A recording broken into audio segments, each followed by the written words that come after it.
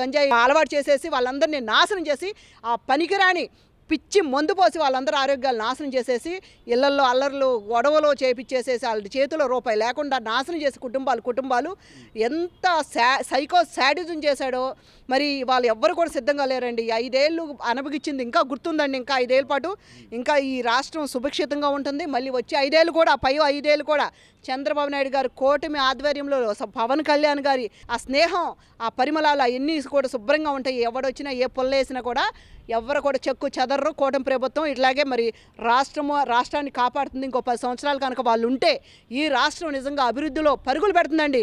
పక్కన ఏ గుజరాత్ కానీ ఓ పక్కన తెలంగాణ కానీ వీళ్ళందరూ కూడా సరిపోరండి. చంద్రబాబు నాయుడు గారు అభివృద్ధి చేసి చూపిస్తాడు. ఆయన అభివృద్ధి మాంత్రికుడు. ఆయన్ని అందుకోవడానికి ఆయన మరి ఊహలను అందుకోవడానికి కూడా మనకు అనుభవం చాలదండి. అటువంటి ఒక కర్మయోగి ఆయన. అట్లాంటి మనిషి మనకి దొరకడం, మన ముఖ్యమంత్రిగా రావడం మన అదృష్టం. అయితే ఆ జగన్మోహన్ రెడ్డి లెవెన్ రెడ్డి మరి రాష్ట్రం ప్రజలు చేసుకున్న దురదృష్టం అండి. ఆయన ఎక్కడ ఈయన ఎక్కడండి? నక్కకి నాగలోకానికి అంత తేడా ఉంది. ఈ రాష్ట్రంలో ప్రజలు ప్రతి క్షణం బిక్కుబిక్కుమంటూ భయాందోళనకు గురయ్యేలా వాళ్ళు రాజ్యం వెళ్తారండి. అట్లాంటి వాళ్ళకి జనాలందరూ కూడా బుద్ధి చెప్పాలి.